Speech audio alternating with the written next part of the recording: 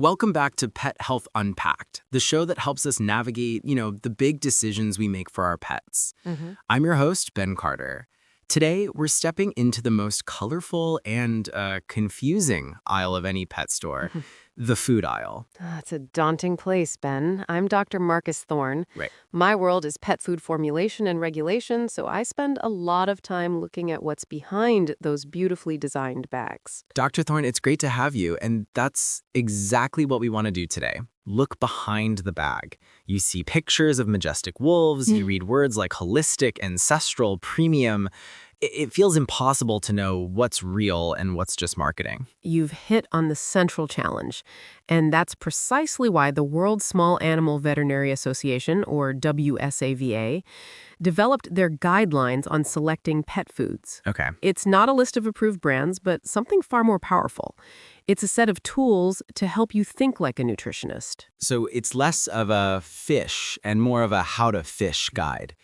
Where do we even start? If I'm standing in that aisle, what's the first tool I should use? You ignore the front of the bag entirely. Flip it over and search for a small block of text called the Nutritional Adequacy Statement. Now, this is a legally regulated statement, unlike almost everything on the front of the bag. Okay. I've found it. It's usually near the ingredient list. What am I looking for here? You're looking for the magic words complete and balanced.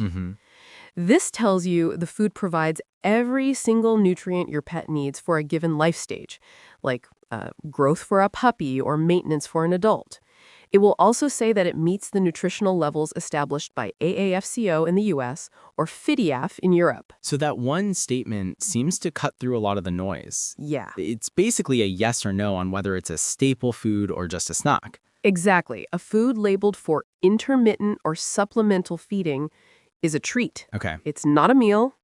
Using it as one can lead to serious nutritional problems. In contrast, a marketing term like premium or holistic, it tells you absolutely nothing about the food's quality or nutritional value.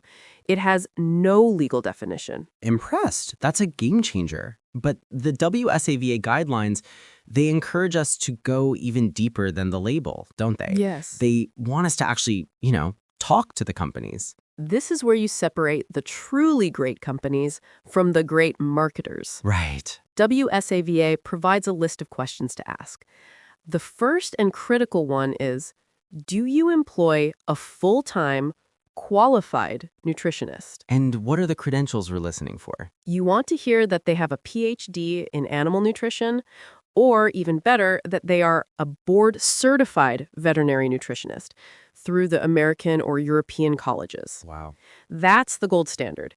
It shows a deep, specialized commitment to the science of formulation. So I imagine a lot of companies might say they, work with a nutritionist. Is that different from having one on staff? It can be, yes. A full-time nutritionist is typically involved in every step, from formulation to quality control. A consultant might only review a recipe once. A company that has invested in full-time expertise is making a very different statement about their priorities. So after we ask about the expert, what's the next key question? Ask them, can you tell me about your quality control measures for your ingredients and your finished product? A reputable company should be eager to talk about this. They should be able to tell you how they test for nutrient content, for toxins, for bacterial contamination. They should be proud of their safety protocols. And what if they can't or they won't answer these questions? Then you should be very cautious. Yeah. According to WSAVA, a lack of transparency is a major red flag. A company that believes in its product should be open and willing to answer detailed questions from the people entrusting their pet's health to them. It really reframes the whole process. It's not about being drawn in by a pretty bag. It's about being a discerning consumer, a detective for your pet's health. You're not buying a story, you're investing in science and quality. That's the perfect way to put it. The guidelines empower you to ask, show me the proof. Right. It helps ensure that the company you choose is as committed to your pet's long-term health as you are. Now, here's a question we'd like you to think about. Okay. In an age of online influencers and clever marketing, how can the veterinary community and pet owners work together to make scientific transparency, not buzzwords, the most valuable commodity in the pet food aisle?